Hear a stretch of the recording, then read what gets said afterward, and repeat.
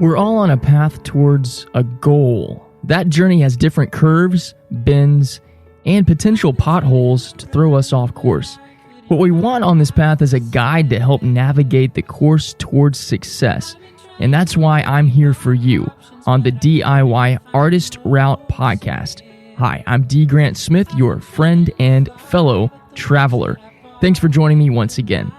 It's an understatement for me to say that I am excited about our fellow journeyman this time around. Steve Palfreyman is a close friend, confidant, and ally in my own personal journey towards growth.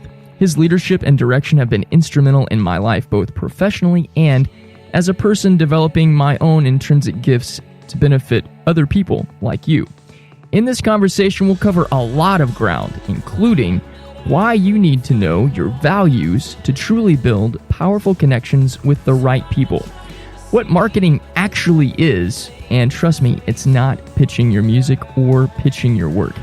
It's not baseball and it's not pitching in any way, shape, or form. Emotional intelligence, what it is, why it matters, and why your growth in emotional intelligence can determine how successful you are at anything. Why reflection and empathy are essential tools to build solid relationships, and so much more. Now, yes, Steve does specialize in working with musicians just like I do, and it's obvious from what I just told you there that music is a subject that has so many different pieces to it. Growth farming, at its core, is about valuing other people and cultivating both soil and seeds in our relationships with others to produce bountiful fruit over and over and over again. Steve excels at this.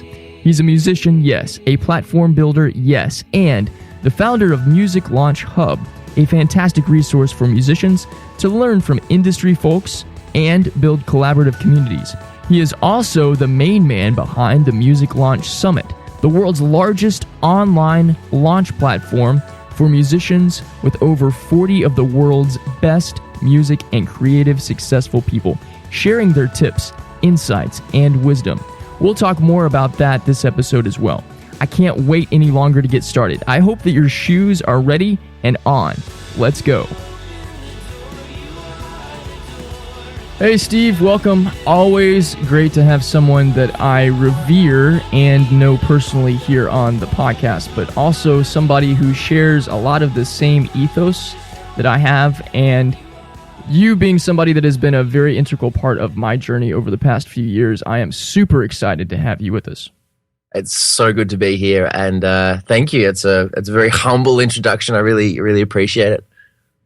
Tell us, I can introduce you and say who you are to me, but to people that don't know you or haven't spent any time with you, who are you in a nutshell, and what is your number one value?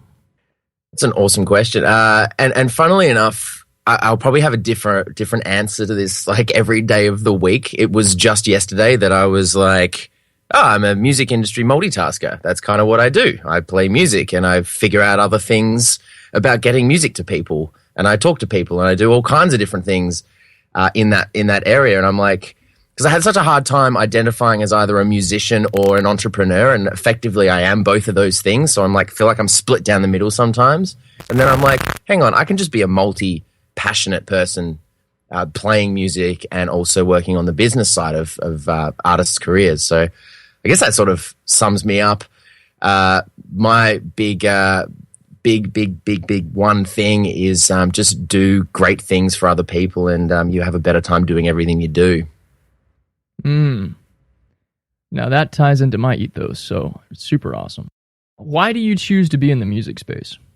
Well, I mean, it all started really because music changed my life. It's also particularly interesting that before this call, I was reflecting on, I was listening to I Am Dynamite as a band that I discovered when I was first traveled through the States. And I found them in a little bar in New York called Pianos.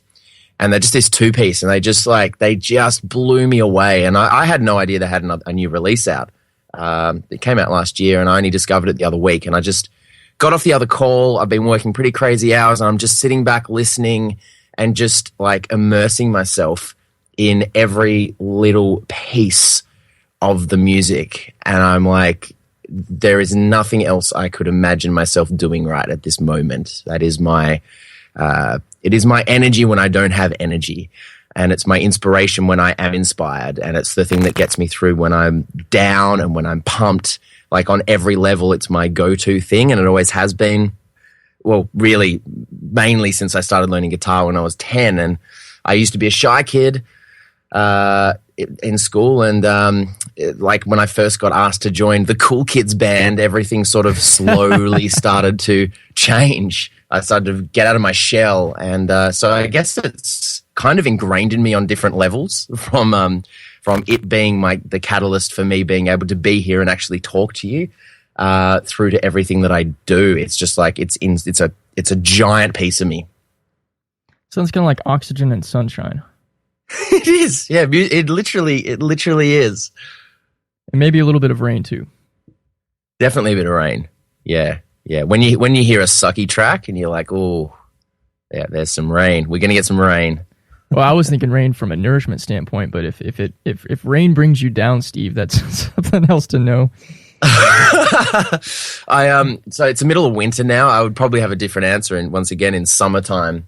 I've had enough of the rain in Melbourne. Ready for I'm all for it being out there and doing its thing, but definitely ready for some warmth. So I've learned this from my years of knowing Steve that being in Australia, that their seasons are opposite in like the most perfect opposite, like the most complete 180 of what is going on right now is what they're experiencing. So I'm in Texas and it is 102 degrees today, and you are in the complete opposite other end of the world and in a different hemisphere. Division line is, but like, what was the high temperature where you were today? I actually have no idea. I never checked the weather. Really? And it's morning here. I've been on calls and doing interviews since 7 a.m. So I've barely seen outside. That's my day today. So I actually don't know. I couldn't tell you. I think cold. Okay. So there you go. And it would be in degrees, so it would maybe be like, I would take a guess and say 12 to 15 degrees. I don't know what that is in Fahrenheit. Probably in the 30s or something. The 30s, 40s. Yeah. So it's not freezing, but it's like, it's not an inspiring temperature, really, is it? I think 40 is like the worst temperature in the world. Like, yes. Like, at least, and this is a little bit of a tangent, but like, I used to get excited when it would be 40 degrees, but like, okay, it's not going to be freezing. I'm not going to freeze my butt off today. Then I go outside and it was just like the most blistering freaking cold ever. And I'm like, what the hell is this? And then it would be 30 degrees and I go outside and be like, oh, it's 30. And it would feel warmer than 40. And that's when I realized that 40 degrees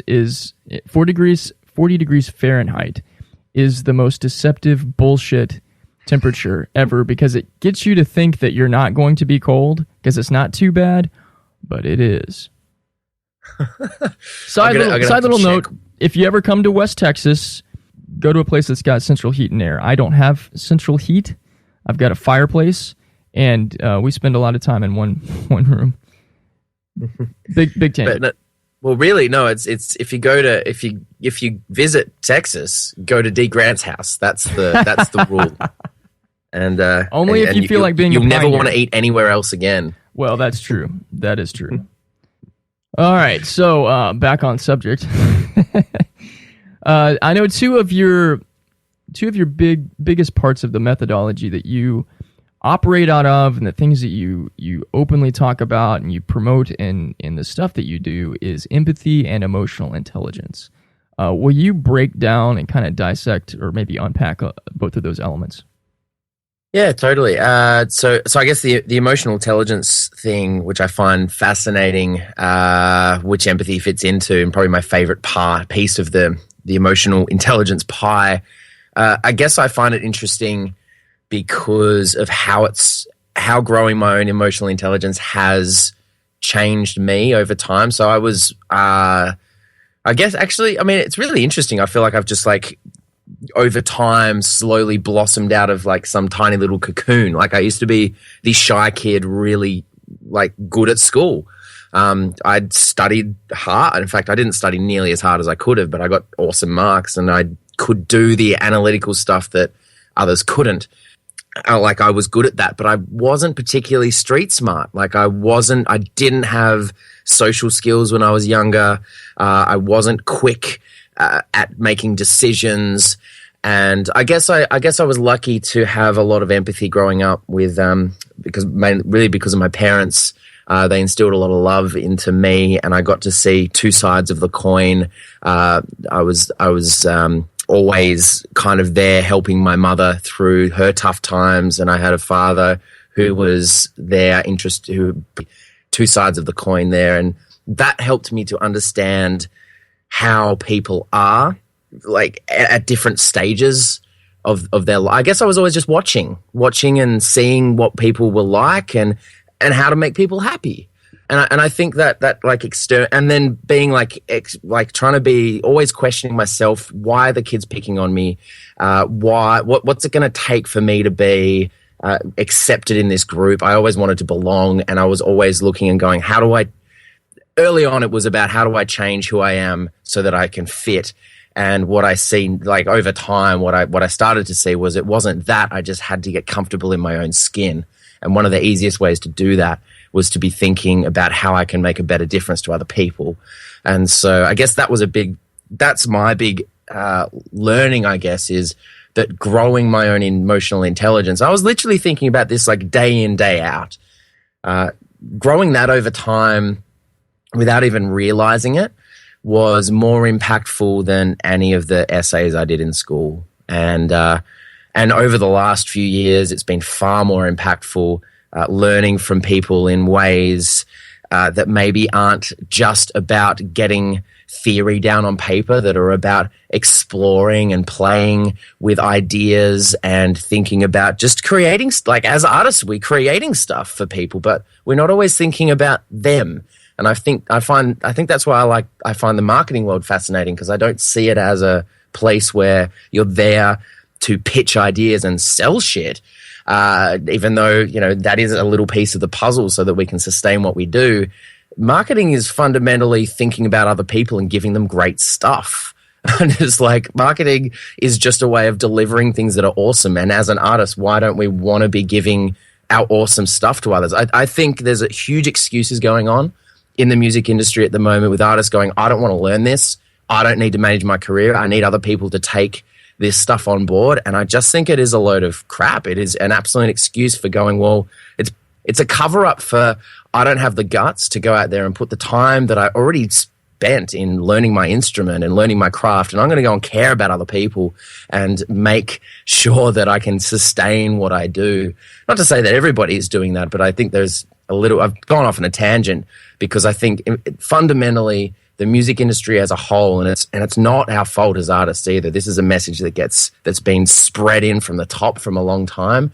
As a whole, our industry is very unempathetic, and it's going to take all of us to exercise a little bit of empathy to have a better time doing what we love. And we've got to remember that fundamentally that's the reason why we're here right now, is because we want to be doing stuff that we love. That was such an awesome answer. And so perfect. So what you said, though, is that your process in this channel was born from both experiencing what your parents do on opposite ends, but also you spending a lot of time in personal reflection and introspection. Do you think, has your experience been that if you don't do those things, you're missing the maybe most prime necessary component of having emotional intelligence? I think that's an awesome question. The thing that I've found, and I'm still learning about this too, I'm really curious about it, because I've heard people say, oh, you can't learn emotional intelligence. And then I'm like, well, I've literally exercised mine over time, and I know that I'm still exercising it each day. It was this week through a conversation I had, I remembered how important reflection is. And I love that you just touched on reflection there. I'd love to talk more about the importance of just reflecting on what we're doing. So I'm still exercising my ability to reflect better. But my learning wasn't so much that I just woke up one day and was like, oh, I'm emotionally intelligent, so I'm going to help other people to do that. It's not like, oh, I have abs, so I'm going to help other people to go to the gym. It's quite different from that. I have always had a curiosity for people and what makes them tick and change and adjust. And really, because of my mum, hands down, I've always been like, how do I make you happy? It extends beyond that. It's like, how can we all have a better time doing what we do? And the thing that I found through, I guess, getting into coaching artists and that sort of thing is that was a test early on to see if I got people asking the questions that I'd been asked or that I'd asked myself that had given me change. I was literally wanting to test and see if that would make change in others. Not change others, but if others could have some of the, even just any of their own kind of realizations or discoveries about themselves and their life and career that I'd had.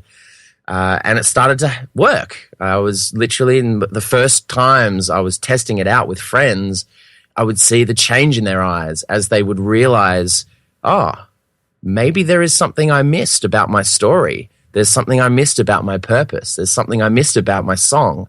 There's something I missed about the way I'm doing things. And it was seeing that change in people so quickly that made me realize that if you go and tell an artist that, hey, this is your hook point in your song, it's a quicker, easier approach, but it's nowhere near as powerful as an artist realizing themselves, that is why people connect with this song. Damn. So that means I can do more of this. And that's what I guess got me excited and wanted me to keep going down this path of helping people to have more discoveries about who they are as artists and effectively how they can use that to then communicate to their world. So you and I both spend a lot of time listening to music. For me, with the artists that I find myself the most drawn to, and subsequently the ones that get the most airplay on the appetizer. And yes, those two things go together, folks. I'm not going to play stuff I don't like. I'm drawn to storytellers, and not only people that tell powerful stories through their songwriting, but that communicate their beliefs and their values and even the questions that they have about life. I'm curious from your perspective and from your experience and everything we're talking about here, can artists be effective storytellers if they can't be reflective or emotionally intelligent? That's a good question. A piece of me wants to say maybe, because I really don't believe in absolutes. I would love to see some examples, actually. I'm sure there's somebody out there. In fact, here's a call out to anybody listening. If they think that maybe they don't reflect a lot, or maybe if they, I don't think anybody's going to admit to not being emotionally intelligent, but if anybody thinks they maybe don't spend time thinking about improving themselves, yet they can tell a good story, I'd love to hear it. I'd love to see what that story looks like. Notice the difference in the depth of story, and just the confidence in telling that story is huge. Because I actually believe we're all emotionally intelligent, just on different levels, just with different life experiences. It comes from life experience and an openness to learn and soak up the good stuff. So I believe we all are emotionally intelligent, just in different ways. Some of us just express it all in different ways, and some of us block it as well. Like the reason we get pissed off by the sleazy sales guy on the phone is because to do their job, they literally have to block every little piece of empathy in their body. But that doesn't mean they're not empathetic when they get home. In fact, they probably get home, they're like, God, I hate my job. Like, you can even have empathy for the people who have empathy at other times, but they have to block it for whatever reason. So I think all this to say is we're all very similar, and I think we all reflect. I just don't think all of us reflect as deeply as we could. And I do think that is the sort of thing that brings out great stories. And I'll say that too. Interestingly, I had a conversation earlier which revolved around storytelling and revolved around an idea of I don't know what I would do. And And just through some questions and some reflection, there is now a little framework to, maybe I could help people to tell better stories. And I think that's a huge thing, because then there's that other little bit is, are you taking the time to either reflect yourself, and are you asking the right questions? That's the other thing. For anybody who's listening, who's thinking, well, how do I actually, go? Because it seems so simple. It's like, I reflect, but what questions are you asking? Because there's always a better question to ask that's going to give a different answer. And the first thing is make sure it's an open question. And once you've asked one question, ask another off that, because there's always another question. I got an email before from somebody I've been sort of bouncing some ideas back and forth with, and he said, the deeper I dive, the more gold there is. And I'm like, you just keep digging, keep asking those questions. I think it's our ability to tell great stories and to figure out the things that we can communicate better. It's all underneath, even if you can't see it, it's there. Great quote, man. One of many for folks that have not heard Steve talk before. Dude is full of gold in terms of quotes. So just digging deeper into you, we'll dig up all kinds of great gold, man. Too kind. Too true, dude. I only touch the surface, at least in that way. I want to stay on this emotional intelligence thing because I think it's really important. And you explain it in ways that a lot, I don't know. You explain it in ways that are very tangible, and it's easy to like put it all into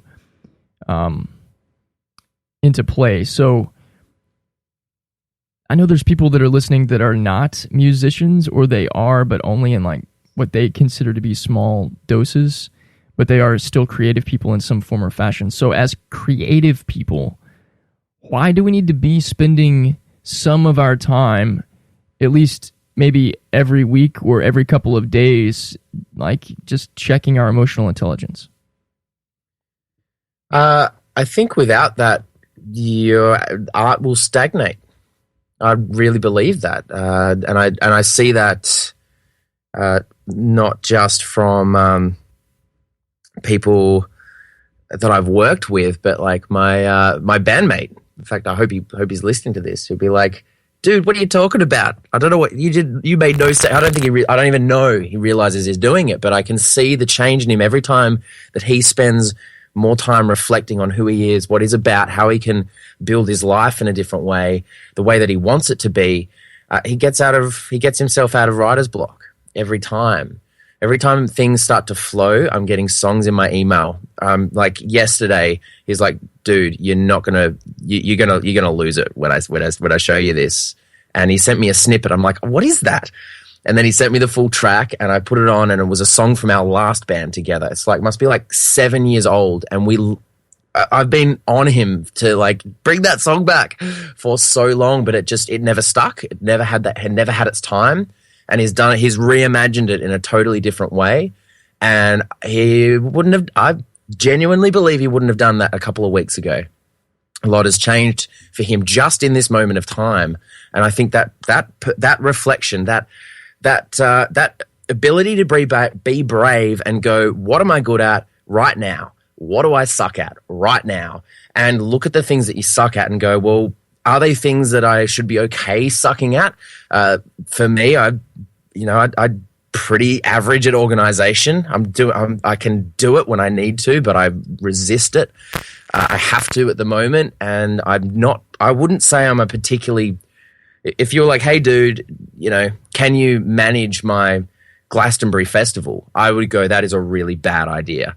Like, I just couldn't hold the plates up. And like, so I'm aware of that, but I don't need to be to do what I want to do. I don't need to be great at that. But then there's things like, for example, actually, here's a funny thing. I'm terrified of phone calls, yet I do it for a living. Interesting.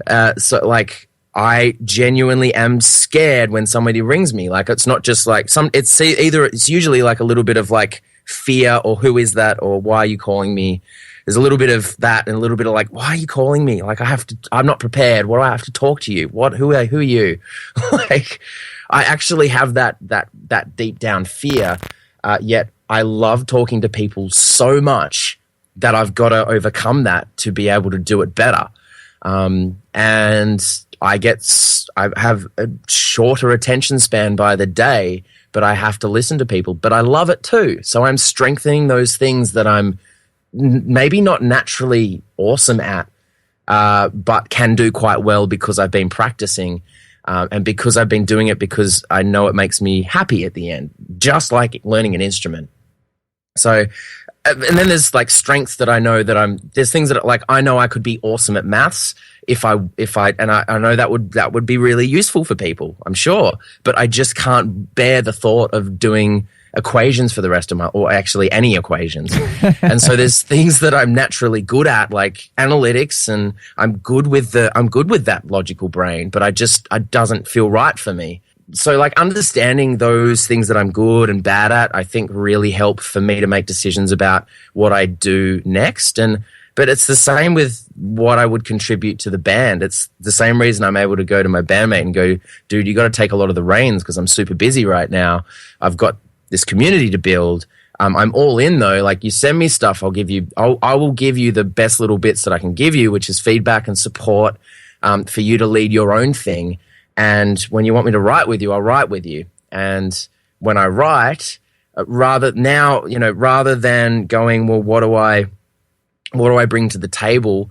I'll do what's always worked for me, and I'll find a couple of recent inspirations, some things I like in some artists, and I'll try and reimagine that in a different way for our stuff. I'll go for some strengths based on my creativity. So a couple of different ways of just sort of showing that I think the more we spend time asking ourselves questions, like who am I here to help? Who do I love the most? Like helps you know who you're writing music for, like apart from just you. It helps you write better music. And, getting your life in order, I think, is so important for writing better music. And understanding what you're all about helps you write better music. It is the difference between a lyric writer who's writing about nothing and a lyric writer who's writing seemingly about nothing, but plants these images in your mind that just makes you dream. And that's what I find when James is on fire with his songwriting. I've always been captivated by his lyrics, but you look at his lyrics now versus what they were, and they're both vague, but now they're purposefully vague because he knows what he's writing about and he knows what he wants to distill in people's minds. And I think that's such an important thing to grow as a creative person, and an important thing to just overcome that inevitable creative block that is always going to pop up. Wow. Okay. Sorry, man. I'm a little speechless in a sense because there's so much good stuff there. I almost feel like I should pause this moment in history and go back. I feel like I blacked out. What did we just talk about? No, you were telling some great stories, man. If you ever get a chance to hear Steve speak on video or in person, do it. Don't ask any questions. Just do it.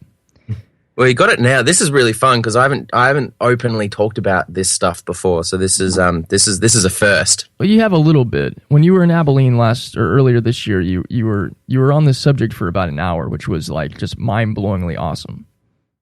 Yes, the emotional intelligence stuff. Yeah, for sure. I should have. And in hindsight, and here's a little like lesson to people. So my own learning from that was heaps of fun, but I can go deeper. And I guess that's what I'm trying to bring here is each time I try and do something, I try and go that next step.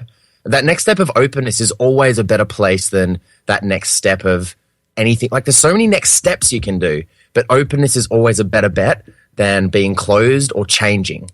And I guess that was at that time, that was the best talk I'd ever done. And it's definitely the best in-person talk I've ever done, only because I haven't done one since. But this is now the best talk I've done because I've taken like my learnings from what connected with people there, and I'm just trying to go deeper into some of the stories that have shaped me here. So hopefully it's connecting. But we just got a little garbly on the thanks to Skype. Hopefully that's okay. Sorry, I think we're good. Good old Skype. Oh, good old Skype. That's why we normally use Zoom, but whatever. Nobody knows the difference. It's okay. As long as it works, it's good. Yeah. We always have nothing to say about stuff when it works and everything to say about how it's the worst piece of garbage in the world if one little thing doesn't work. And I say that because as we're talking about emotional intelligence, like it's interesting to think about, like, for me, I think I'm a pretty balanced and pretty peaceful person, but I'm very critical of the machines that do 95% of my job every day. And when one little thing doesn't work right, like, I'm very quick to, like, insult it and call it a bunch of terrible things. And partially because I know it doesn't have any feelings. But my reflection is I stop and go, why am I so angry at this computer that serves me time and time and time and time and time again each and every day, that technically never really goes to sleep and never really gets to shut down? And I'm cursing it now because Firefox locked up and was unresponsive for a little while. Sorry, a little bit of a tangent, but, like...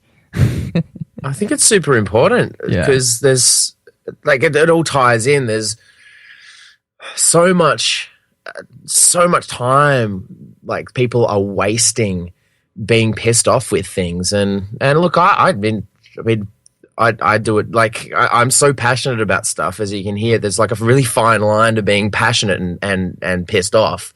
It's like you can go and be super passionate and then suddenly you're annoyed because you're passionate about that thing. But, like, we all do it in some ways. The only thing that really bugs me now is, like, bad customer service. I think that's something that drives me nuts. But aside from that, I try so hard to not let it bother me, but I just know that how they could not bug me. I know how they can make me happy because I get what they're trying to do in their whole sales thing.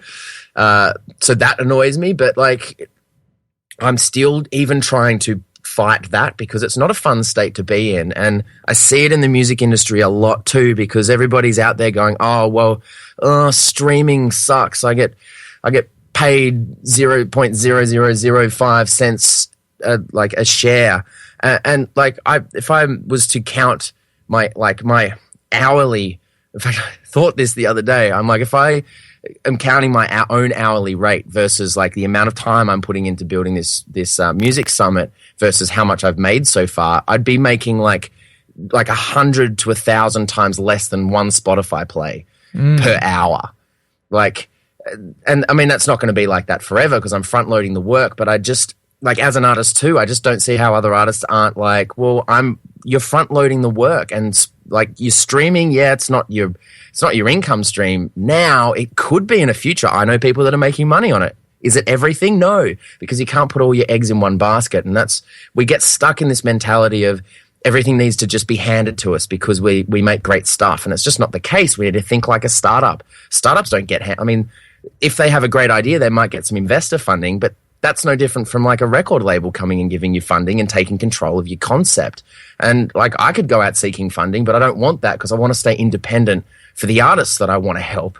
And we're the same as an artist. It's like, if you stay independent, if you stop getting pissed off with things and go, well, how do I make the most out of Spotify? Okay, I got to get some plays to get on playlists, to build an audience, to get them on my email list, to make a living later in other ways when I sell them my $50 vinyl on my Pledge Music campaign. Like, that is a much better strategy. And you're only going to get to that strategy if you're looking at embracing things and not going, why is Facebook crushing my audience growth? Make a Facebook group where there is no crushing of audience in the algorithm. Like, there's always another way. And if we stay in the past, then we're never going to grow. So, if you are not taking notes now, pause the effing podcast. Go grab a piece of paper, not your phone and not your laptop. Go grab a piece of paper and write this shit down. If you want to build and grow and have happiness today, I promise you, even in just the past 30 minutes, there's, like, I'm going to quote Steve here, heaps and heaps and heaps of good stuff there. Haven't even started talking about the Music Summit yet. Heaps and heaps of good stuff. So do that, come back on pause. We'll go from there. Sweet Jesus, man. Okay, so haven't even started talking about the Music Launch Summit. That's the official name of it, right? Yeah, that's the puppy. So, and I'm only going to probably get part of this right, even though I know more about it than a lot of people do. But you are about to launch this global massive music summit that has, is it 35 or 40 of some of the biggest and best people in the music industry that are guides for musicians in growth? Yeah, for more than 40 now, more than I ever imagined. And both a combination of people who are out there who have been in the music industry, who are actively helping and teaching and training people with with what's working now, but then an equal mix of people who are still in the trenches working in, day out, who maybe aren't in the education space as much. I think that's been an important mix to bring in. Basically, I'm trying to, it will be the largest online music summit that's happened, which is freaking crazy to think about, that's just happened out of thin air, it feels like.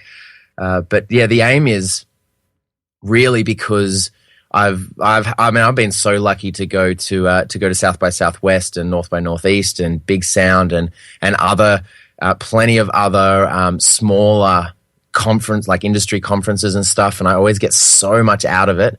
I do usually walk away wishing there was some other questions that got asked. Like I've always feel that like just something got missed. And look, I'm probably going to miss stuff in the process of making this first one, but the big thing is that I feel like, it's a bit much to wait once a year to get that inspiration. I really want that inspiration to be on demand for people. And for myself, I'm going to go back and watch interviews at times, because I think it's easy to, and I've got this feedback from people too. Like artists want to see what other people have done that works. And I totally get that.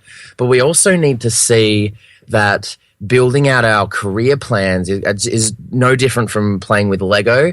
Like you get to choose what goes in there, and without good inspiration and varied inspiration, it's really hard to figure out what goes in. And it's easy to think, oh, I'll just do it the same as everybody else. But you're not. You're a unique artist. Like everybody's different, and something like house concerts makes sense for one artist, and a global tour makes sense for another at different stages of their career. And so that's why I've tried to bring people from all different walks of the industry for the first time to talk not just about, it's not just about marketing. That's the other thing too. Yeah, there's great stuff on building an audience. But like, if you were interested in making better mixes, making better home demos, there's going to be sessions that you'll like. And if you're in the EDM space, there's sessions that you'll like. And if you want to do house concerts, there's sessions you'll like. If you want to work in the tech side of things, there's sessions you'll like. So I'm trying to make a bigger picture around things, but also tackle the one big hurdle that I've always faced, that I think, and the place where I think artists fall down the most is their launch. So you and I have done, we've done a lot of stuff together, but we've both talked with other artists and with each other about the power of intention. And I remember that, I want to say it was like summer of last year, or maybe it was before then. But I remember you talking about how you had this plan for this really big thing that was going to bring a lot of people together and do something that hadn't been done before. And then as the year went on, you started talking a little bit more about what that was and kind of explaining what the vision and what it was the summit. But you had this thought, you had this vision, and you had this intention of doing something that wasn't being done before. But not only did you have the intention and the desire to do it, but you had a vision for it and you started building it. And then you stayed committed to the process of building it until it is finished. And so when I think of people asking, okay, how do I do this stuff? And how do I do this? And how do I do that? I think one of the things that we as creative people miss out on is it's not just like the steps that we take, as much as it also is committing to something until it's done. Oh, totally. And look, this is a really good opportunity to like talk about maybe some of the challenges that I've faced through it too. And it's interesting. I got some feedback the other day about a lecture I did at a local university that's to like audio design students. And I got super good feedback from a bunch of them. A lot of them, I gave them a challenge that if they reached out to like one person today and they let me know, I would sit down, I would meet them for a drink and sit down with them and talk about their life. And like 5 or 6 of them got in touch with me about that within the day. Which I thought was amazing. But I also got some feedback that others were sitting there going, oh, this dude was telling us about the things that he sucks at. He's not walking the walk. And I just want to call like bullshit on that for a second, because that's another purpose behind the summit is I want people to see that maybe it's not like nobody just wakes up one day and it's like, oh, everything just worked out and it's great. It's like it's a struggle for everyone. Like yes. We're all putting in work.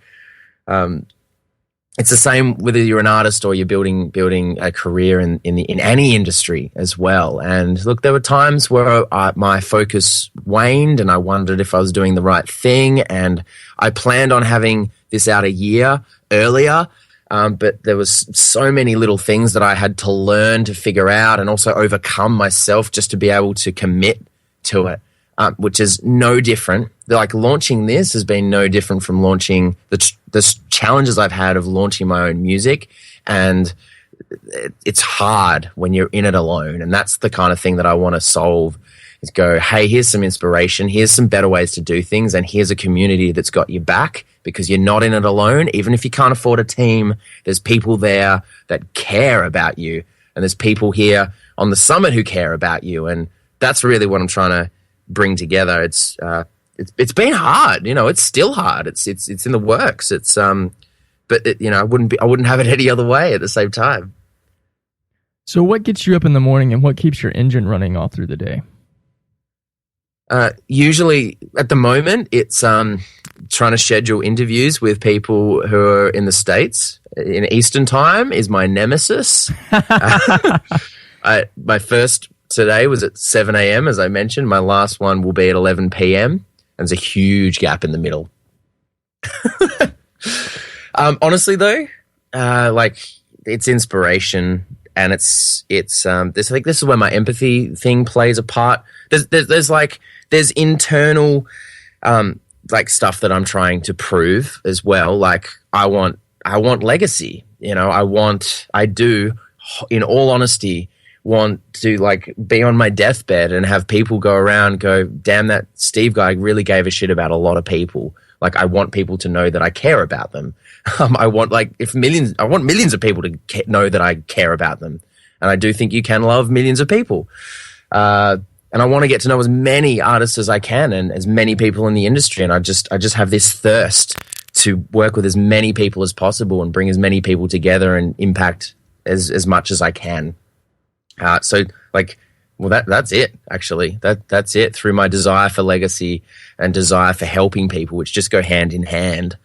I find it fascinating. I find it exciting. And each, even when it's hard, I think it's the times when you get an email. It's the same for an artist too. It's when you get that email that it's like, hey, I just discovered your song on Twitter and I just want you to know this really made my day. It's those messages, and then versus the emails, which are like, dude, this discovery process, even from these 2 emails, has been more than I realized it would be. Thank you so much. It's that gratitude that I think we all once again, there's another thing that we all need to do more of in the industry is thank each other, be kinder to each other, and look after each other more, because we can all do a lot more together rather than trying to fight each other for the top. It's like there's a lot of scrambling going on. Like, oh, I won't let you know how I got on my Spotify playlist because then I might not get that again. It's like, no, use that audience, collaborate with another artist, use and get something that they're good. Maybe they're building an Instagram following and you're not. Well, see if you can collaborate on a YouTube channel and do something together on a YouTube channel, and you try and get in touch with the people on the Spotify playlist and they get in touch with the Instagram audience, and you collaborate, you cross audiences over and you go, hey, we're working together. I just don't think there's enough of that going on, and that's what I want to breed. And it really comes from, once again, the openness, but also just saying, hey, I like your music.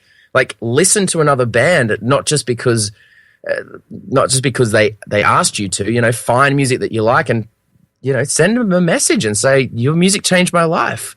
If we're more thankful, then we're all going to have more oxygen to keep doing the things that we're doing and not feel like we're just running on fumes all the time, because it takes so much grit to get anything creative off the ground. And we all need to help each other keep going until we can actually get the monetary benefit too.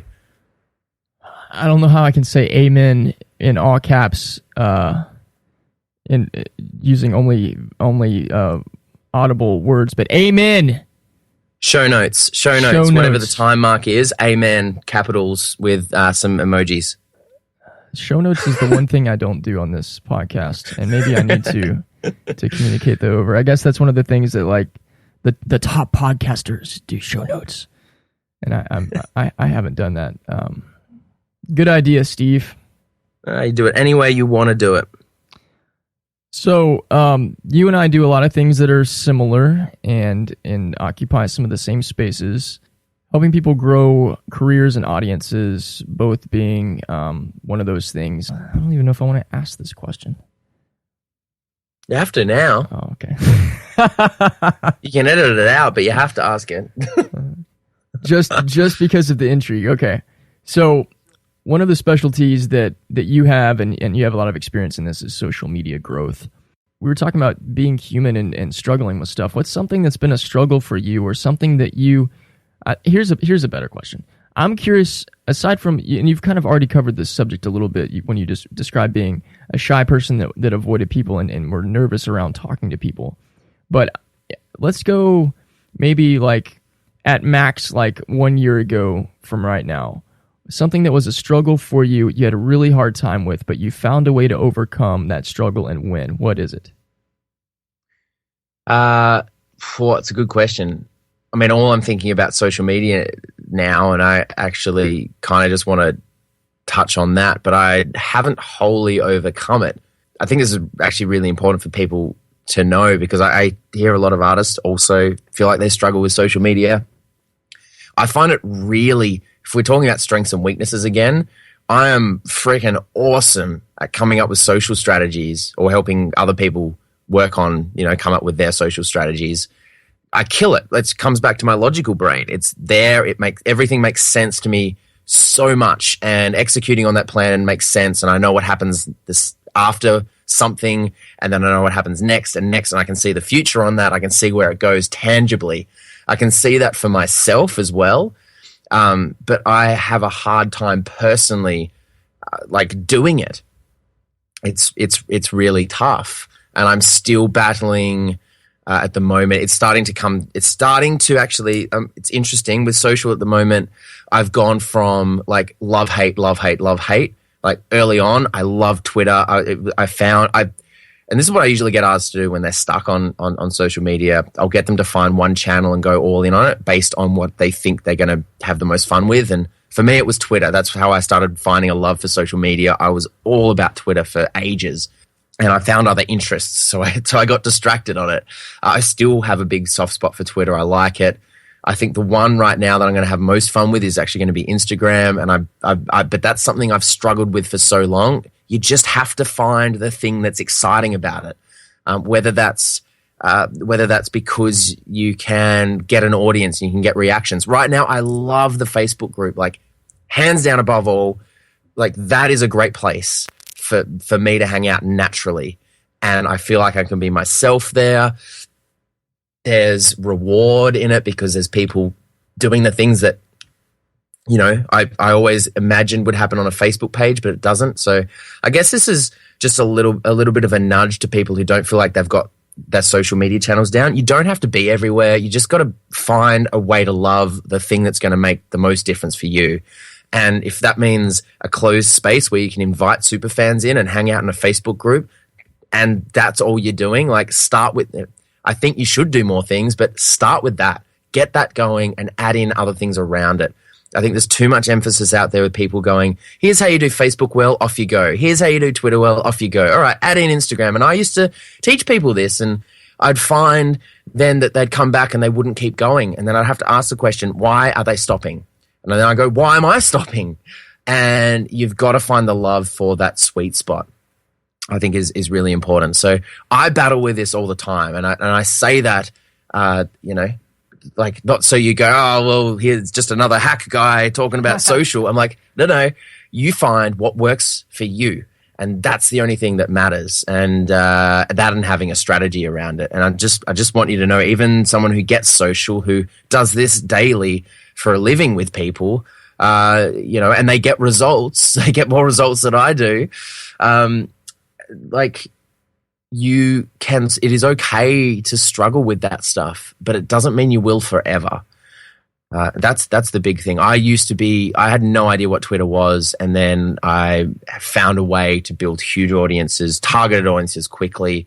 Was able to replicate that on Instagram for other artists, and have always struggled with Facebook pages unless you're doing paid ads. It's all this like a similar story. I'm not the only person who's out there who's experienced that.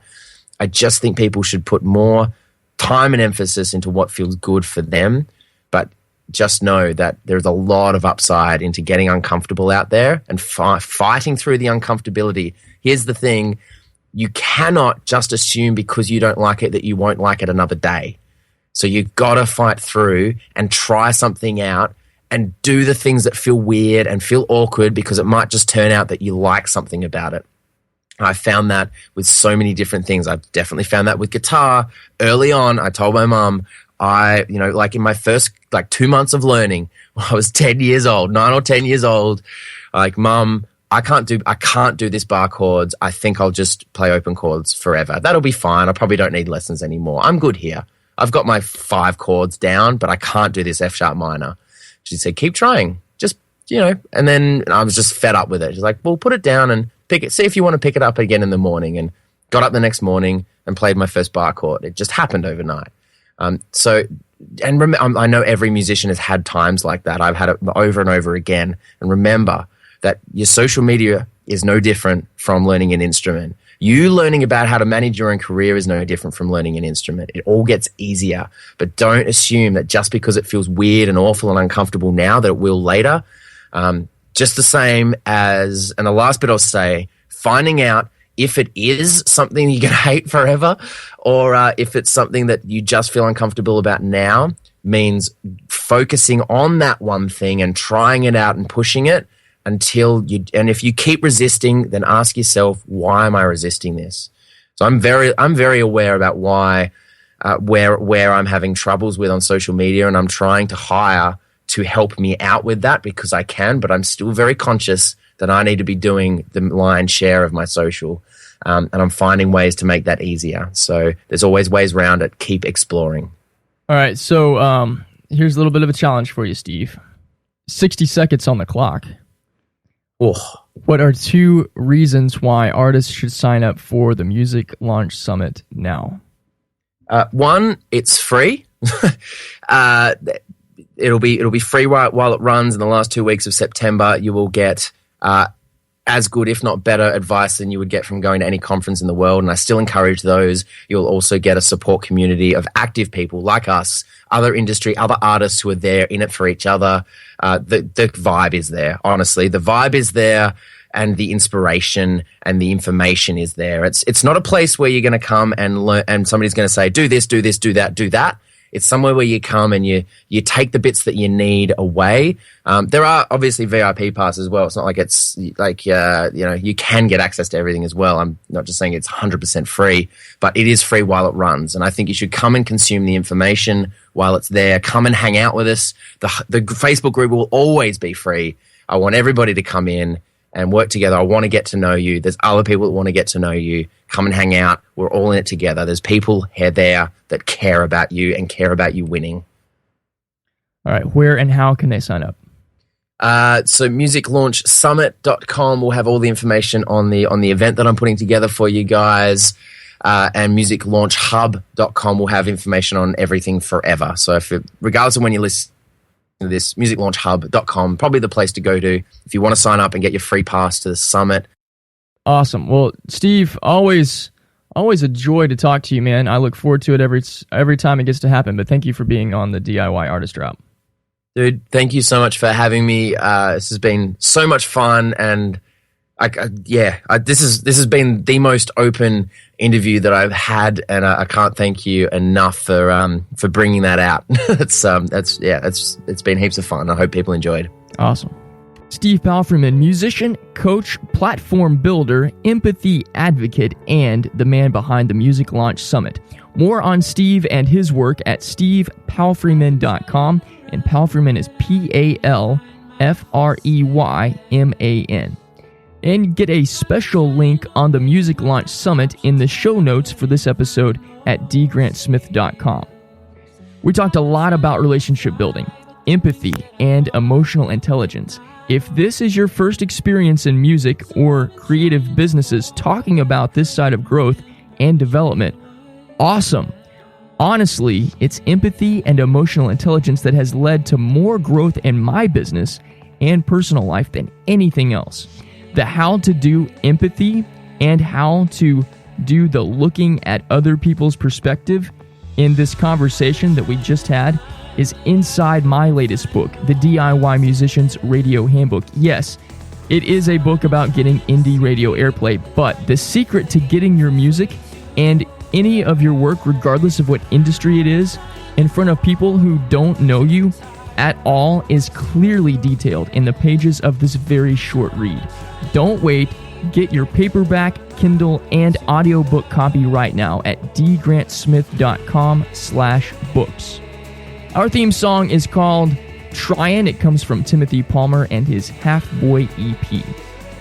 All right, you know this, and I know this. What we love and what we connect with, we share with other people because we love and share with our friends what we also love and benefit from. So, I want you to do your part on this journey, and this is what that is.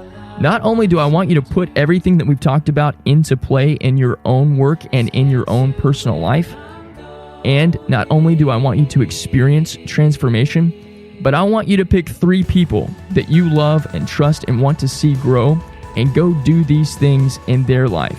Go share this podcast episode with 3 specific people. Send them to iTunes, Spreaker, or Podbean to subscribe, download, and gain the insight that you just got here on the DIY Artist Route. Also, don't miss Steve Palfreyman's Music Launch Summit. Yes, I am a featured speaker there to share more growth farming tips with you. And there are a ton of really awesome speakers that I am very honored to be included with, including my good friends Ross Barber-Smith and Marcio Novelli, Wendy Parr, Jan Ilunga, and past DIY Artist Route guests like Andrew Apimov, Benji Rogers, and a whole lot more. And you can get a special sign-up from the show notes in this episode at dgrantsmith.com. Thank you once again for joining me and trekking with me. We will pick up again next time with a new journeyman to teach us more about how to grow as artists and creative entrepreneurs. Be uncommon this week, my friend, and keep growth farming. I'm D. Grant Smith. See you next time here on the DIY Artist Route Podcast.